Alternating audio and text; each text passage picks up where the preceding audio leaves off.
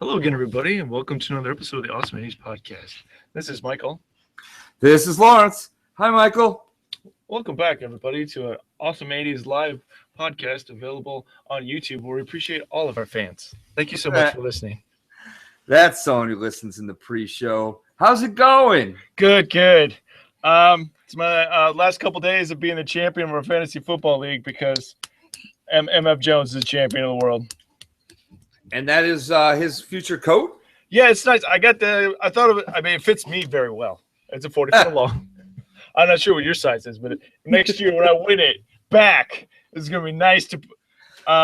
It's got a patch on it. I don't know if you can see. Can you see it? I see that. Are you looking at it? Okay.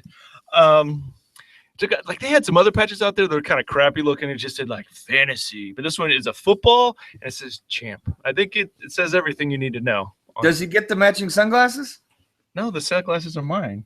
Oh, but if you want some like them, maybe he can complete. This is my look. He can have his own look. I didn't know we were wearing sunglasses. I always keep. Well, the baby tried to put them on. How do I not have a pair of these glasses? The baby tried to put them on my face. She's like, "You need this on your face. Put these on your." There you go. Do you want them? There you go. All right. Mom was at the store right now. We got power through. We got a podcast. We got to deliver to the fans out there. We're here for them. She's like pushing it into my face. Like, you need to put these on your face. Man, Flare Chops blowing up the Twitters for us. Yeah, Thanks, Flare Chops. Loving it. Thank you. Okay. You want me to put them on? Okay. So we have some stuff to discuss. Let's get right into it before we get into this movie here. Okay. You and I went on a trip a couple weeks ago. Oh, yeah. Courtesy of Superfan Casey hooked us up. And I thought we'd give a little synopsis, maybe a 5-minute road trip story. Well, first of all, we did get to go to the meet and greet for Ric Flair and do cocaine off of prostitutes, which was fantastic. Okay, well, A, I feel uncomfortable you saying that while holding a baby. Okay. B, we did not do that. Now, well, I guess so there's extra tickets you could buy to actually meet Ric Flair. How much were those? They're like $80. Oh my! All right. And I thought about it, and we were going with our good friends at the Old School Wrestling Podcast, the Black Cat and Dre, and what I thought about it, maybe even just going early since no one else seemed interested, but I had to make the choice. What's the price worth to have a good Facebook profile or profile picture with me and Ric Flair? Well, is $80 that price? And it wasn't. It was too much. It just feels like autographs are gone forever. It's all the Facebook pic from now on. Well, yeah, you had a choice for that 80 to get an autograph or a picture. I would have gone with the picture more than the autograph. But once again, I didn't want $80 for that Facebook profile pic. It wasn't what I wanted. So I met Dre at this tiny little bar in LaSalle, Illinois. The bar slanted to the point where I'm a good, 2 to 3 inches taller than Dre. He was standing right next to me, and he was a good 3 to 4 inches taller than me. It's a work. And, it feels like you just got done at the plant or the mill. And this is the kind of bar you head to right after. Hey, you going to be at Sally's? You know I will. Like one of those bars. Yeah. So we go to this bar. You meet up with us. We have a couple drinks. Dre asked them what their non-domestic, what their fancy beers were. The first two she listed were Corona and Dos Equis. So that's where we were at. Ooh, fancy. Yeah. So we ended up going to a place where we met the Black Cat for dinner. I think it was called something like Super J's. Is that correct? It sounds close enough. Okay. It's a lot of drunk people bar food. Let me tell you something. If you're in LaSalle, Illinois, population 8,600, right around there, and you want a hot dog or a burger or authentic tacos or a gyro or what other? They had maybe some Chinese food. I don't know. They had everything. They had mott sticks. They had like kebabs and stuff like that. They had everything. Yeah. So this is the place to go, and their tacos were very good. I think we ordered 3 rounds of food. No, first round you buy for yourself. The next two sharing. Then we went to the show. We had general admission tickets, which I had never been to this Federation show. It was a wrestling show.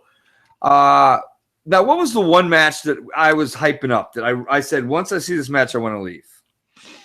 It was the one where the guy wore the bro. He wore this like man bra while he was wrestling. No, it was the one where it was a security guard who's very American. Dick Justice. Dick Justice. He came out to the Police Academy theme, which we loved. I would say he's about 350. He had a perm. He seems like the kind of dude that loves wrestling. He just loves it. He lives a gimmick. That kind of guy. He seems like the type of dude who loves sleeping with random chicks because he's a wrestler. Who are you to judge, Glenn? Who are you to judge? No, I'm not. Anyone did. And then there's wrestled. A guy dressed up like a monkey who's part of the NASA space program. That was not a guy dressed like a NASA space monkey. That was a NASA space monkey. Okay, yeah. 6 foot tall NASA space monkey. And then he fought a robot as well. Art got the picture with the robot, or Art got the picture with the monkey, and the rest of us got the picture with the robot. Well, we have a picture of all 4 of us with the robot. Yeah. Ric Flair came out to the ring. First thing, he talked for about 10 minutes. They literally handed him an American crew bag full of cash. He left the ring, got into the world's stupidest, largest limo you've ever seen, and he was out. You have something to say, MF Jones? Everything's working. I'm just glad everything is working. Good. I was just thinking, is that like his MO, his modus operandi? Is that like how we were every indie fed? Like, I need the biggest limo that you have geographically to you, the biggest limo, and I need a private plane, and then a J Crew bag full of $10,000 worth of cash. That's about how it worked. Okay. Well, how much do you think it is for Ric Flair? I estimate between 75 and 10,000. Oh my God. How much money were they making? Well, I mean, the room was packed and it was sweaty, like sweaty. It was about 90 degrees, and that's not exaggerating. Yeah, I wouldn't put my coat in the car.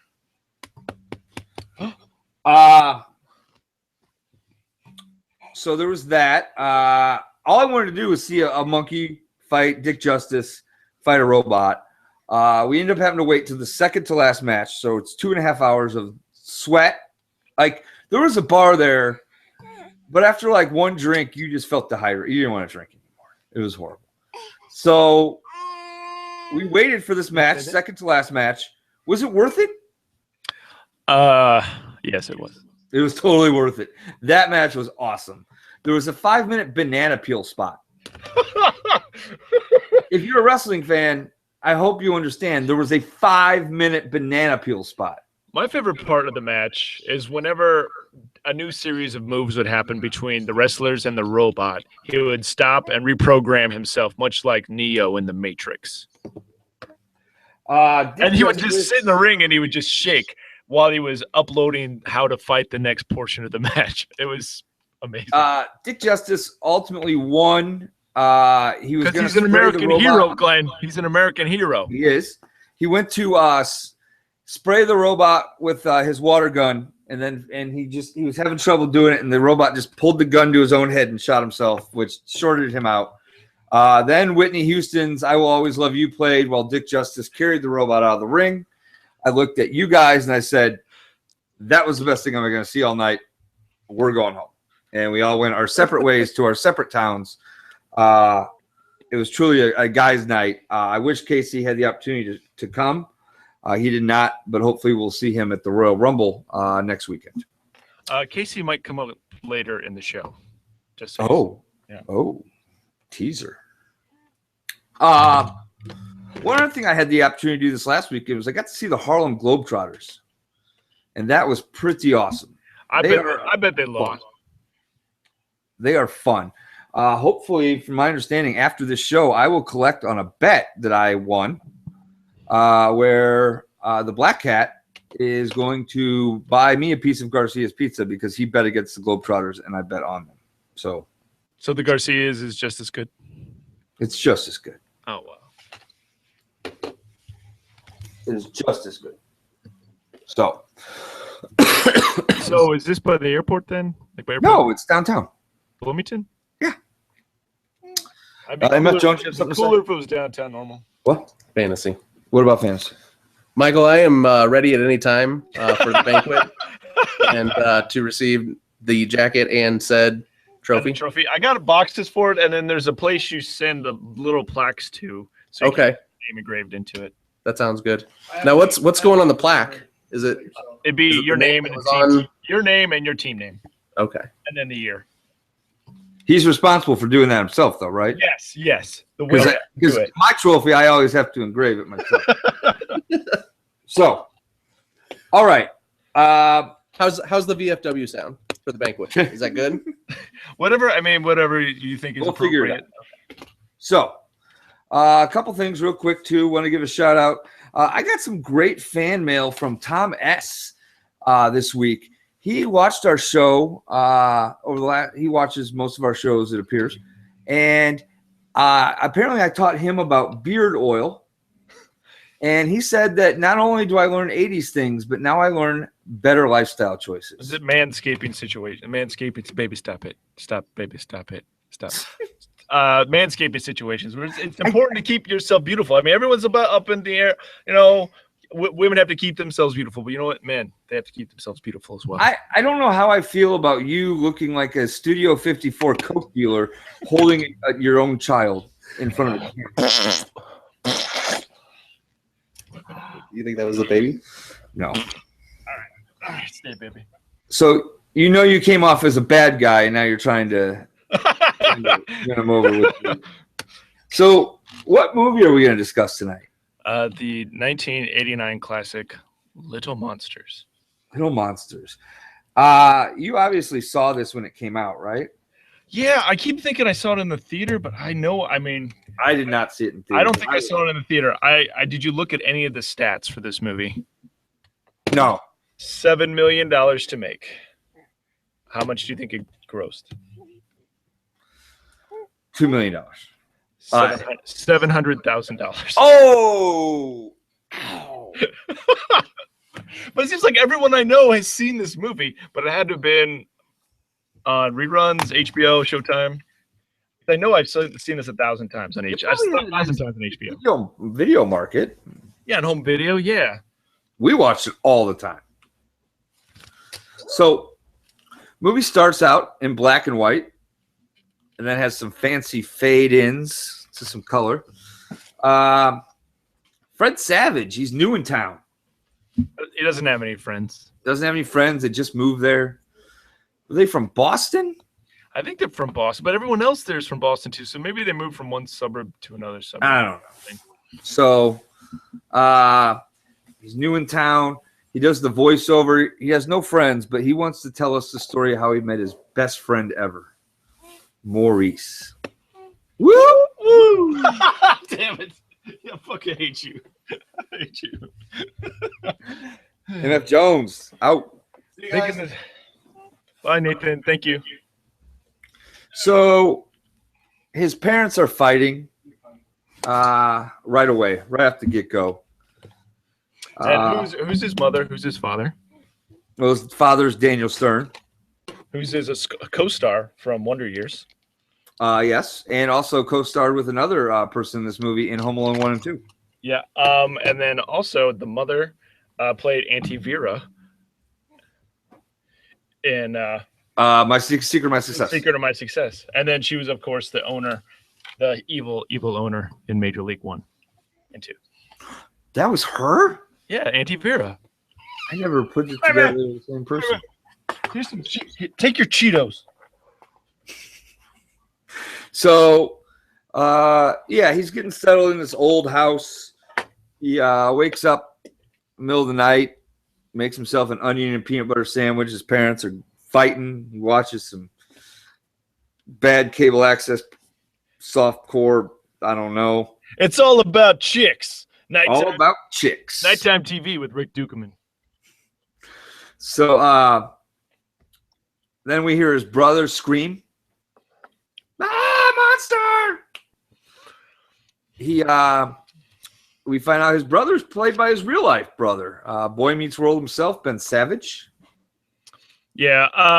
One thing about the two little kids was their like Chicago accent. Like just hearing them talk, you're like, something about accents when little kids say them is just so cute and adorable.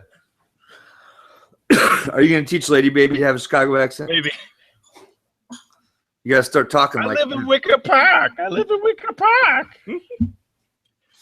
We're doing these. No joke, Dad. It's a monster. It's a monster. No joke, Dad. Graduates. They're brought to you by Gerber. That's what we're doing right now with the baby. They're like little Cheetos. I looked at the ingredients. I'm like, it's not really much better than Cheetos. They're terrible. MH says they're terrible. The baby likes them. At least she's eating something. All right. Well, the one thing about the main character, Fred Savage, what's his character's name? Anyway, Brian. He's kind of a gadget kid, and initially I was like, gadget kids are the best. I wish I could be a gadget kid. And then after a while, you get kind of depressed and upset. You're like, I'll never be a gadget kid.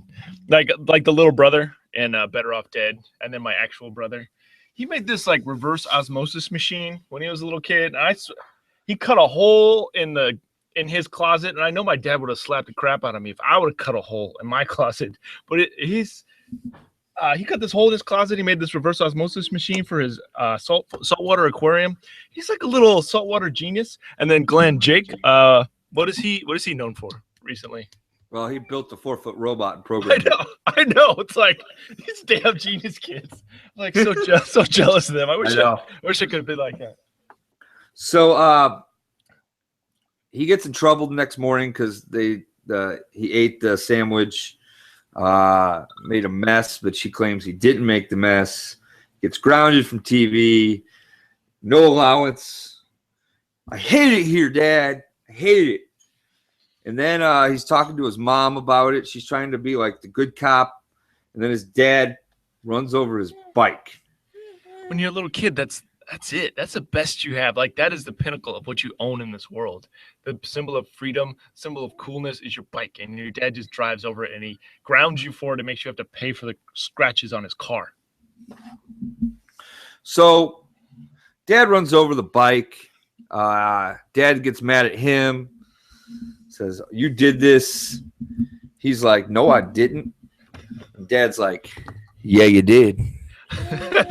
What I was thinking was, like immediately afterwards, he find his brother on the bus with Toad or Todd, and he runs straight onto the bus. No, running on the bus, and he takes his lunch and he just whips it out of the bus window. And I thought that was amazing. I thought that was just so awesome. Before he does that, though, we see our cute, quirky little ginger girl, Kirsten.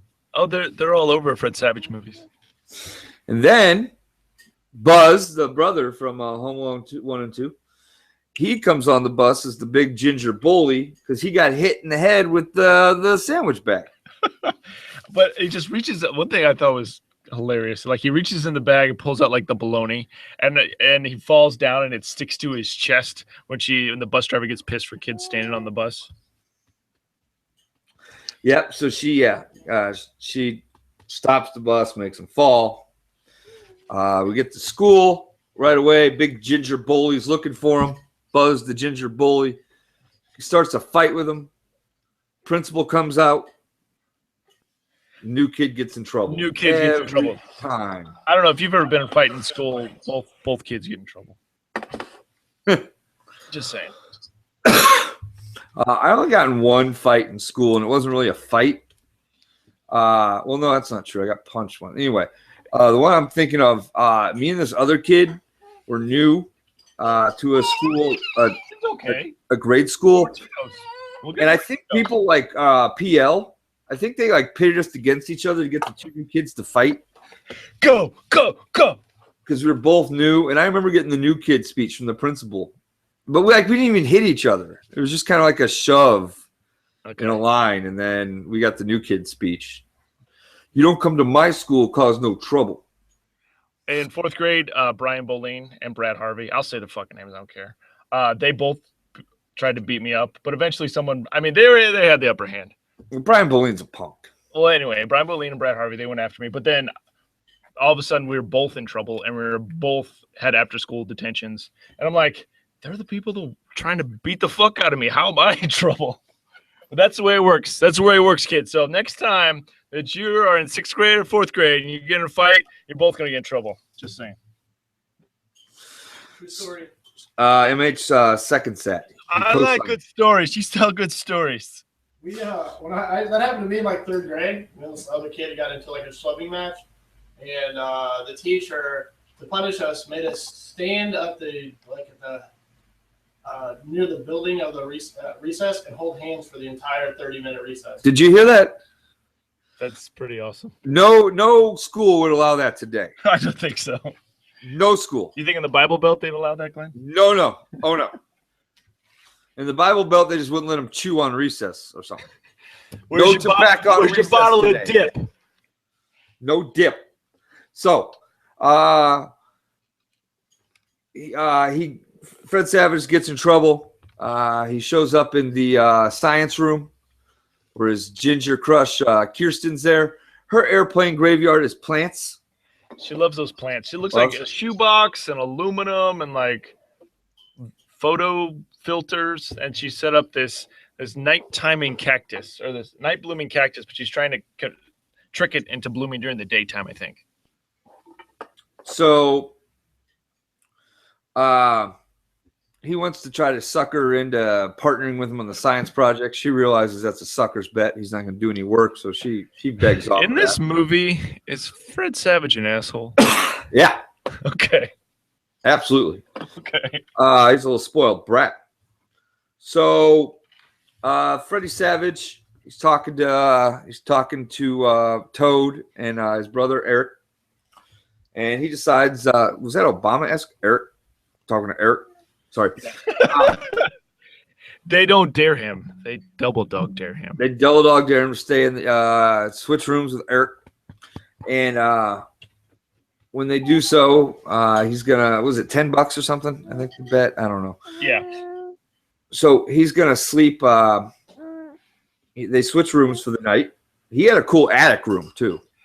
Something about those attic, like this and Gremlins, they both have and then didn't Mike Seaver have an attic apartment? He had a old garage.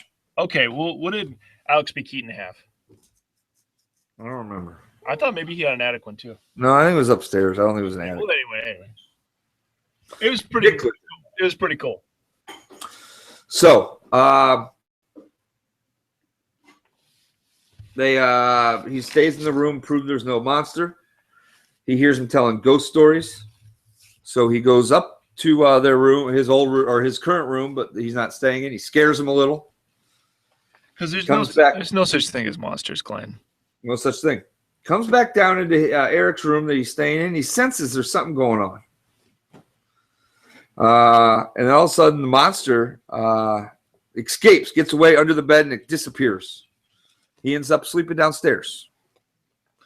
So he decides that so next morning, Eric and Toad wake him up. Double or nothing. Double or nothing. He's going to get him. So this is where continuity didn't really play a part. It seemed like he spent like all day Saturday like rigging the room, but then he said it was a school night. Yeah. So he rigs the room up. He's going to catch this monster. We get a little montage of him preparing the room. It's a pretty decent 80s montage, and he runs through his dinner pretty quick so he can go to bed as soon as possible. He makes it so the bed, he can rig it so it won't go to the ground, or so it will just collapse to the ground. It's pretty awesome, especially when you're a little kid. You're like, how come someday I'm going to be a little kid like that? I'm going to make booby traps. I'm going to sit up. It's going to be awesome. He wakes up, fights the monster. Lights turn on, and the monster becomes closed. And then Dad comes in and starts yelling. Daniel Stern's yelling. There's Cheetos all over the place. God damn it, Brian. You're going to clean this up? Yeah, Dad, I'll clean it up. Why are you laying on top of men's clothing? Where did you get that biker vest? He traps the monster. Gets him trapped. Lowers the bed. He can't get away. It gets him to that point where he is moments away from death. he's fighting the monster, and then, he ends up turning the lights on, and he realizes that the monster's cooking. We see some weird, scary monster tricks. Howie Mandel comes out. He's very punny. Lots of puns for Mandel. Lots of punny. It's other people have pointed out before, but it's kind of like Beetlejuice a little bit, or maybe Drop Dead Fred. Well, I believe, and we'll talk about why in a minute, that this is the movie that inspired Monsters, Inc. Oh, really? Okay, continue. And I thought about this the other day, and then I was sad that when I read up on it, I wasn't my original theory. Other people have also hypothesized this. But we'll discuss it when we kind of get to the underworld. So basically, he cooks Howie Mandel alive. We find out Howie Mandel's name is Maurice. Woo, woo, woo. Maurice is cooking alive right there in front of him. He doesn't let up, though. Brian lets him cook. Like Fritz Savage is an asshole. Yeah. Like he's ready to kill this guy right in front of him in his little brother's bedroom. Maurice has horns pop out of his head. Finally, when Maurice basically dies, Brian feels bad, so he puts the clothes under the bed. And within a few seconds, Maurice pops back up, thanks him, and says, "I'll be back, dude." Why did he thank him? The kid killed him. Maybe he saw a little bit of himself inside of him. He was very, he was creative. He made things happen. So the next night, he moves back up to his bed. We hear his brother scream again. He wakes up. He goes downstairs. The parents are fighting over sex the dad doesn't want to put out. Obviously.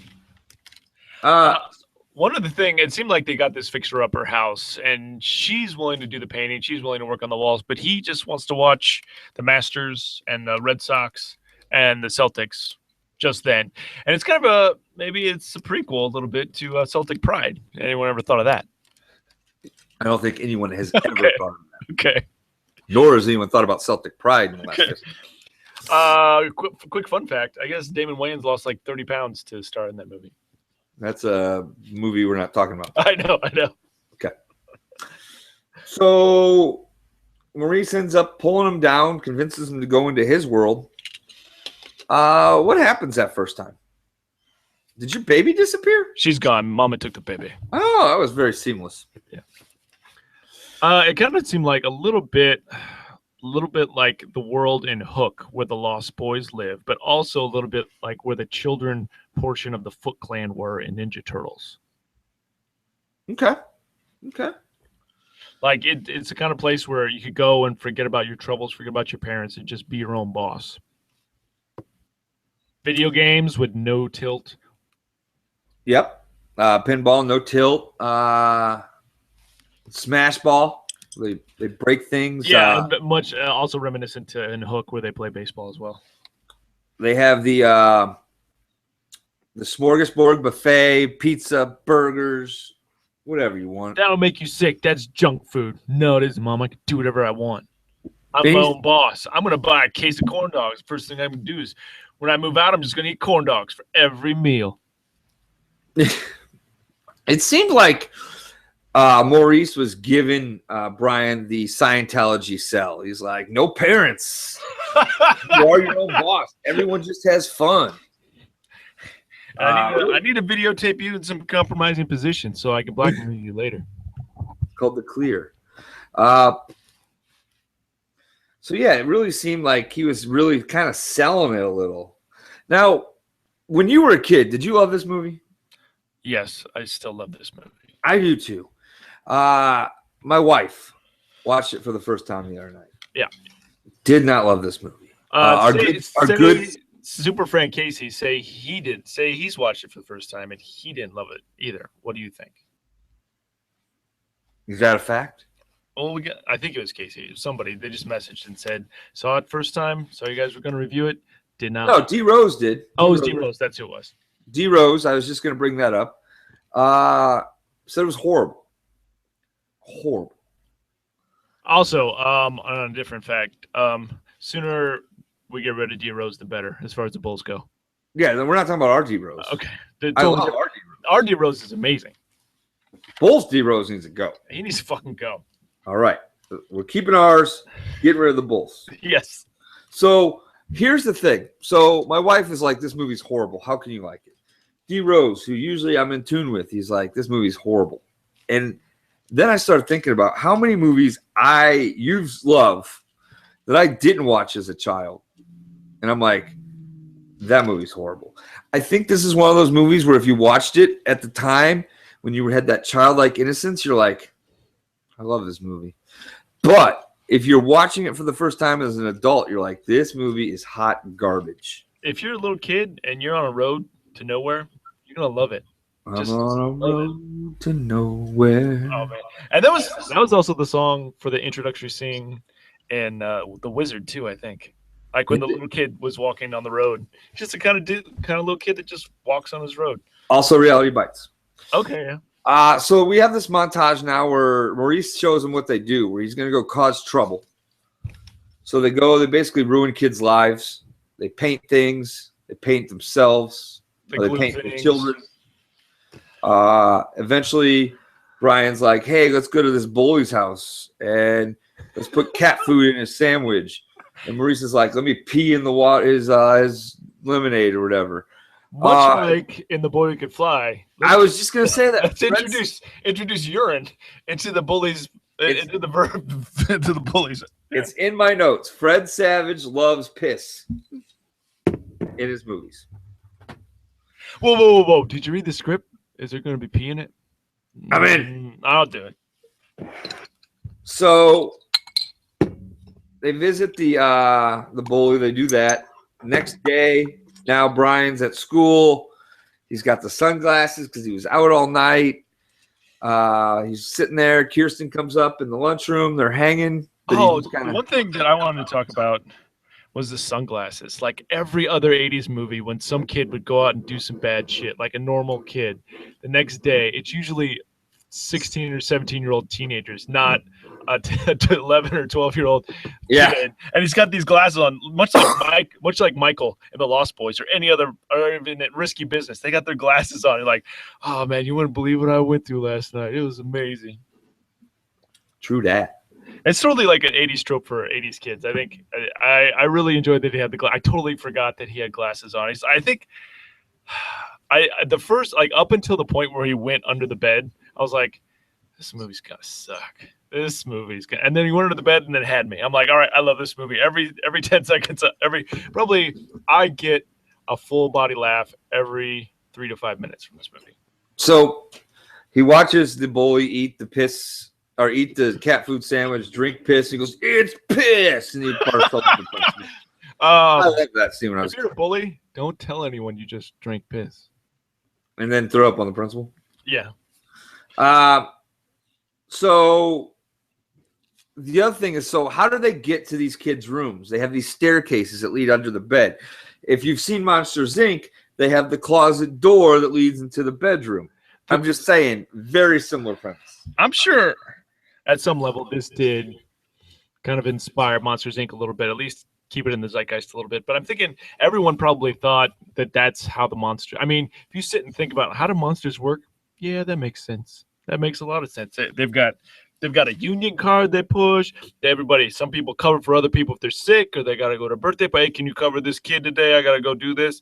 I'm sure it's everyone's thought about like if the monsters were organized, how would they do it? And I think this is pretty close to how they would do it. Also, the tricks. Did you ever do any of the tricks in this movie or other tricks to your family, your friends, or anything? Well, the saran wrap on the toilet was a popular April Fool's Day one in my family's house. Okay. But my dad would put Vaseline on it, so it really stuck to the ass. Middle of the night. I don't know anything that inspired you that you've done. I did it once, the cellophane on the toilet to try to get my sister, but then I ended up getting my mom. She was a little upset. But I did notice at the mall, or maybe it was downtown, there was phone with shit on it. And I was like, they had to have got this from Monsters, Inc. You mean from Little Monsters? Yeah. There was like either there was peanut butter or Vaseline or something. I'm like, Yeah. oh, like I was gonna, because 1-800 call ATT, 1-800 collect, and you're like, hey mom, I'm downtown, come pick me up. All right, okay, all right, bye. So it wasn't literal shit though. 'Cause No, when you but I said mean, it was. shit. I was it like, was- oh, I think it was Uno. Vaseline, but I was like, almost got me. Move to the next phone. ah. But I mean, I felt like I was giving respect to somebody who wasn't there. I'm like, good game, good game. So next night he goes back down. We meet Snitch or Snick or whatever. He's played by Rick. What's Rick's last name? Rick Dukeman. Yeah. He's famous for being in Burbs. I think. Blank Check. Disney's a Blank Check. Blank check. He did a 1 hour comedy special on HBO. I thought it was great. If I can find it on YouTube, I'll put it in the show notes and maybe put it on our Facebook page. But his stand up was pretty awesome. He was also in another movie with Howie Mandel with Ted Danson, and there was a racehorse involved. And they were fixing a racehorse, and they both worked at a drive-in restaurant together. So it wasn't Cousins. It wasn't Cousins. What movie was it? It had Ted Danson in it. And it had Howie Mandel, and then Rick Dukeman was one of their coworkers. All right. Is there any other Howie Mandel movies from the 80s you think you'd like to? No. Have you ever seen Walk Like a Man? Yeah, a long time ago. It's got Christopher Lloyd in it. I guess maybe if we're in the mood, maybe we could do that. But he was, as far as the 80s go, he was in St. Elsewhere, and he was known for being the goofy guy. I guess he's like the long, gangly version to the short, stocky version of Robin Williams. Like he's that kind of stand-up comedian, like kind of all over the place and gangly. You're giving him a little too much praise. You think it's too much praise for Howie? Yeah. I guess he's still doing that Millionaire TV show. Why not?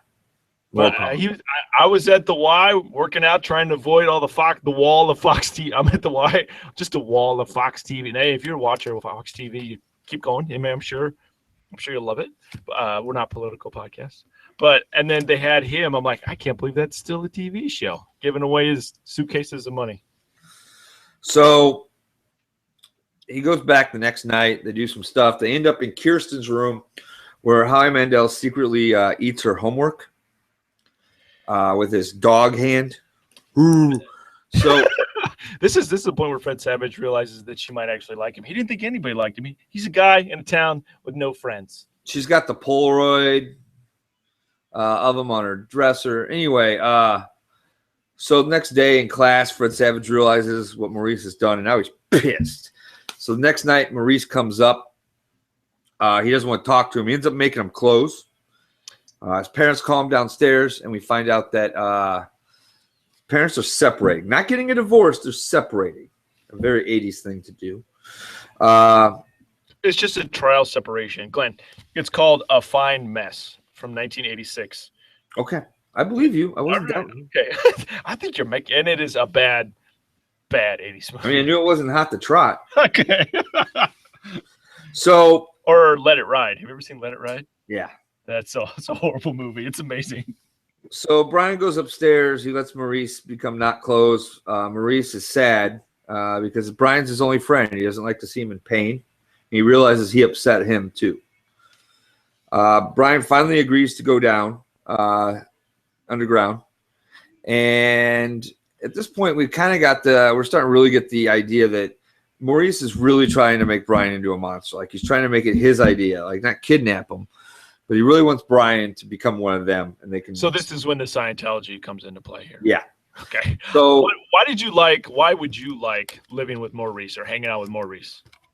Well, as a kid, it was just because Maurice did whatever he wanted. But as an adult, I really sided with the parents in this movie. I was like, Maurice is an asshole. He's trying to corrupt my kid.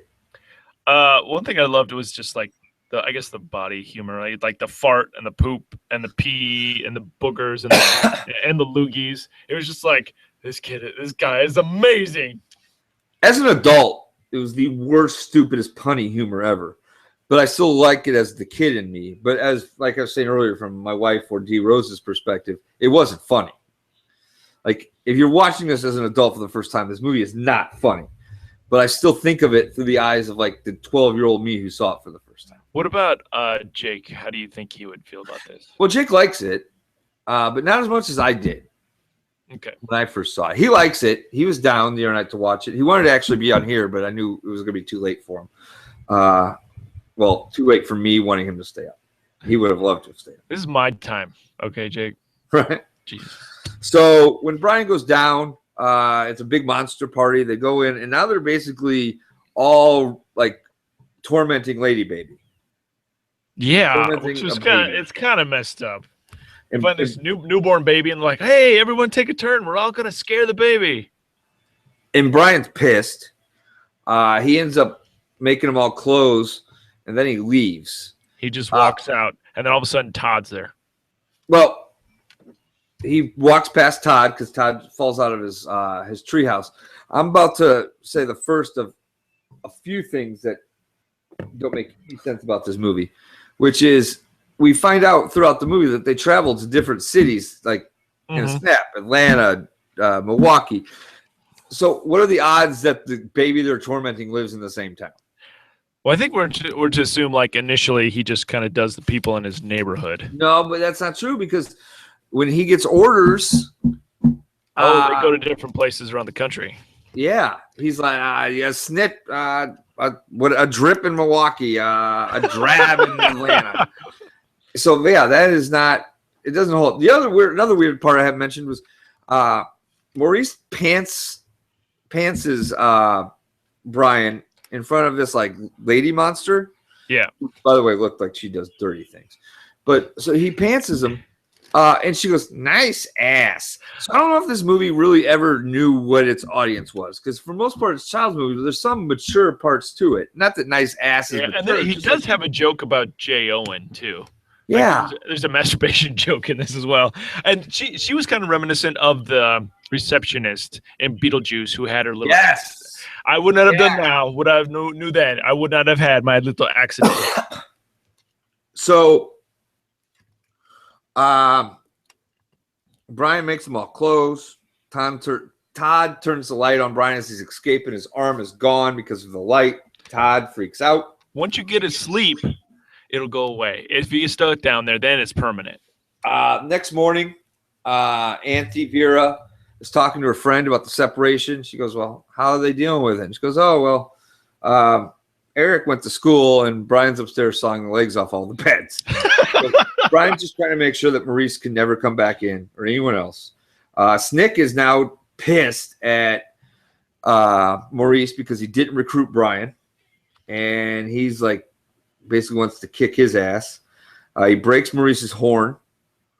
And Snick's like, I got to do it myself. This kid's been down here. He knows too much. He has to be one of us. So very smart. Since he can't get up through one of the beds, he comes up through the fold-out couch. No one remembers the fold-out couch. He kidnaps Eric. This point, Brian... Ben Savage. Ben Savage. Boy Meets World, Corey. This point, Brian, he goes, he recruits Toad, convinces him that he's okay. Toad wants to do it because of Eric. They go to Kirsten's. He shows them that he can sneak up under the bed, disappear, convinces her. Another point right here, there is some swearing. I guess I'm looking for credibility in a kids movie, like a movie for kids, of kids, for kids, by kids. And it just felt like when you're a kid, you swear, but when you're around your parents, you don't swear. But when you're a kid with other kids, you swear. Like they say damn, they say suck, they say bitch, they say holy shit when he goes on under the bed and into the vastness, which is the monster's world under each kid's bed. That all happens. Okay. But then the redheaded girl, like, this is when they got another montage. Please, Ginger. So what they do there is they montage it. They go to the school. Enough lights there to light up Yankee Stadium. Yep. They get a bunch of lights. They go under the bed. They suit up, and they basically all have jacked up versions of bullet blinders from Data from the Goonies. And this is their plan. We're going to go save our brother and blind everybody with lights. So she begs to go. He says, fine. He agrees. Did you notice that Fred Savage was wearing Jordans? I did not. But he's a Chicago kid, so of course. Yeah, so at that point where they first, like, if you watch it again, just check and see if his shoes. I'm like, I think he's wearing like 90, or I guess it'd be 88 Jordans. 88, yeah. So they go down. They set the alarm. They have to be back by daylight. They meet Boy, who is the head of it. They go to Boy's staircase. Boy is a monster wearing a little boy's mask, dressed up like a little boy. He wants to be friends with Brian because Brian's witty. He says maybe Brian can one day rule the monster world, which probably is just, once again, the Scientology pitch. He offers to let Brian go or to let Eric go if Brian stays. And Eric's right now on this giant dartboard, and Boy's throwing darts at him, like jarts at him. So if I'm ever gonna write my theses for the MFA, like a Master's of Fine Arts, like I'll compare this. Your feces. My theses for my Master's of Fine Arts, like I will compare this to Scientology. Okay, there you go. Okay. So they blast all the monsters with their light. They end up blowing up Boy. Yeah, he is blown up. No, but I skipped ahead. They Okay. get captured by Snick. They get put into a giant fun pit. They find Maurice. They do like a MacGyver trick to get them out of the fun pit with like a old timey rolly, like a spin kind of phone. Because of science. Science. Blinded with science. So they go back up to the other world. They get more light. This time they kidnap Buzz the bully with no explanation, and he's fine with it.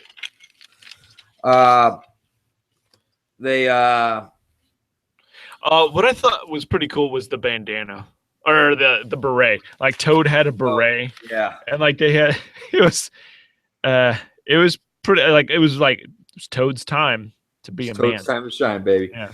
So they have 5 minutes to do everything. They end up blowing up Boy. They blow up Snick. They get Eric. They're ready to go.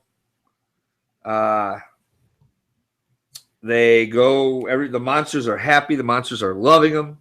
They go to get upstairs, and it's too late. The sun's up. The monster world is closed.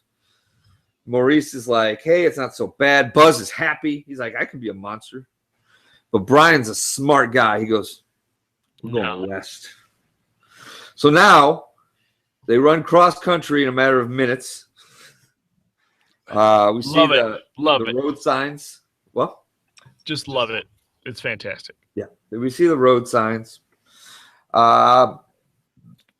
They finally, as they keep going west, farther and farther, they end up to the very last place, the beach on the Pacific Ocean.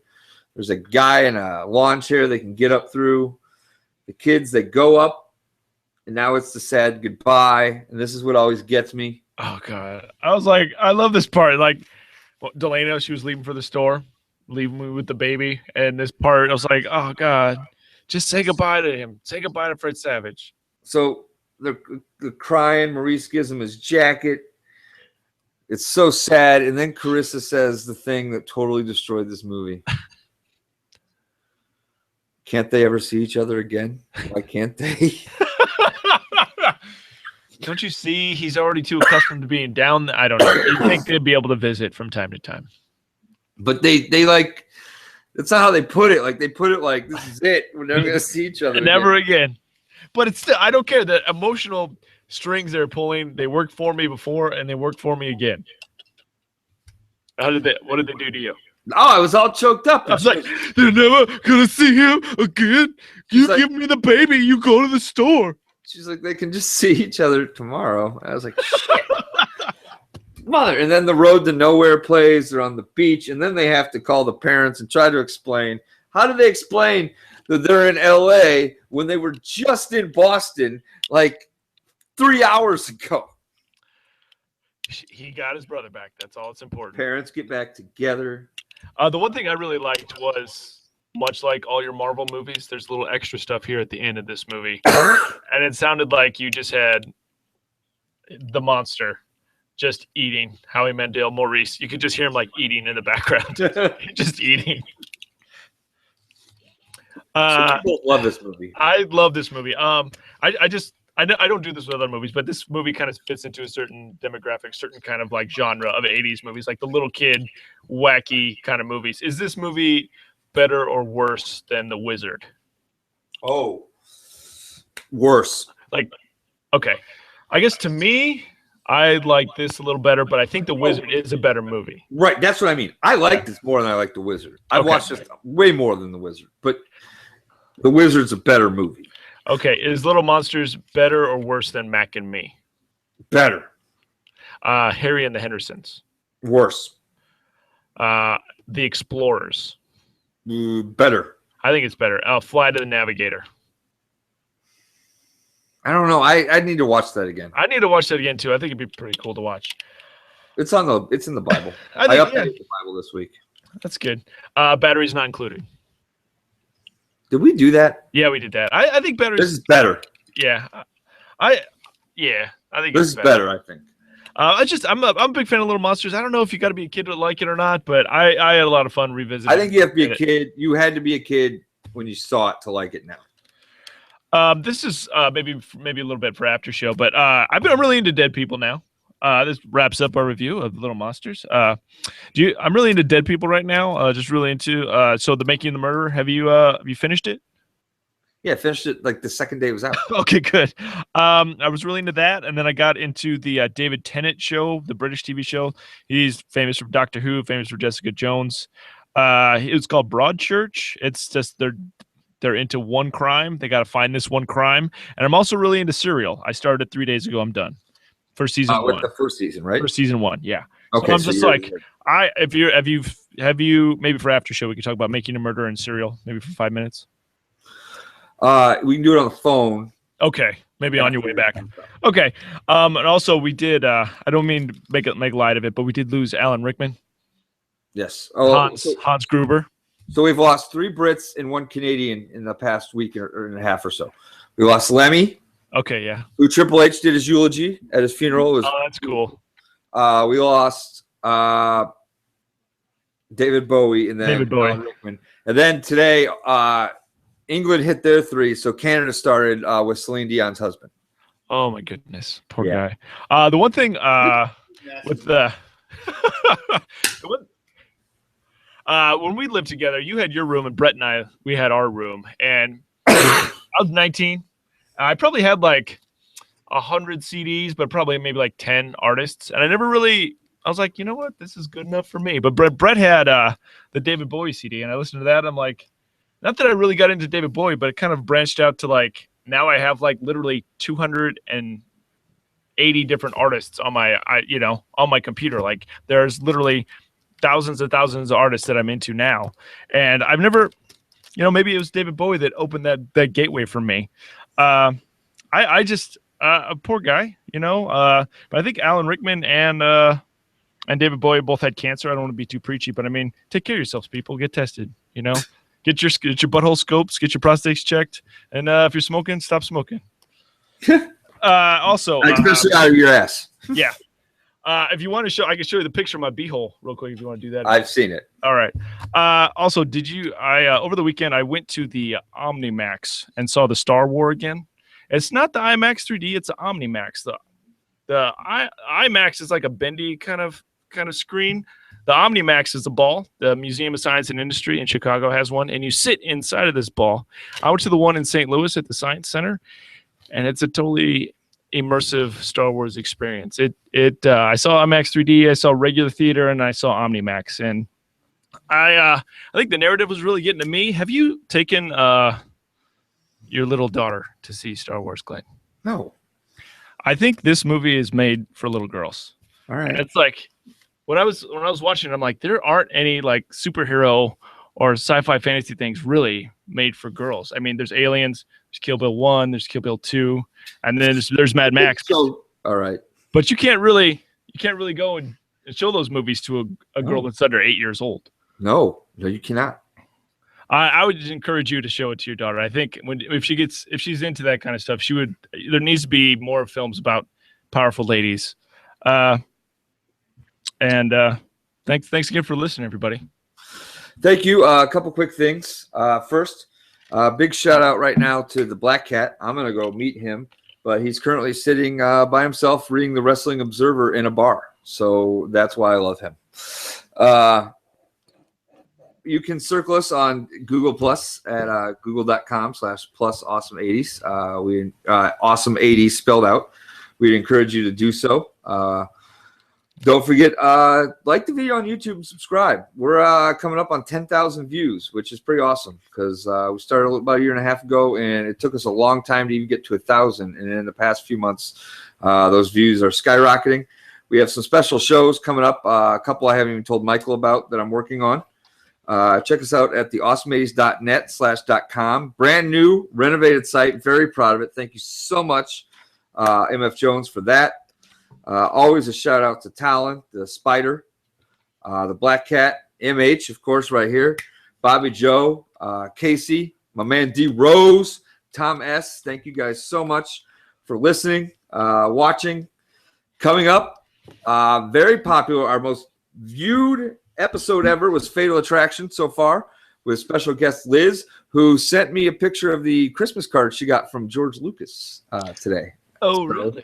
I will not tell you what was inside it, but it was pretty awesome. How much editing are we going to have to do with Liz on the show? We did it live last time. Okay, so it's totally fine. It's our most popular episode. Okay, exactly. We're going to come back next week to do American Psycho. Looking forward to it. You just have to be prepared for a wardrobe change. That's all. Yeah. Hey, Michael. Hey, Glenn. Hey, everyone else. Stay awesome. Stay awesome, everybody. Boom, boom, boom. Deuces.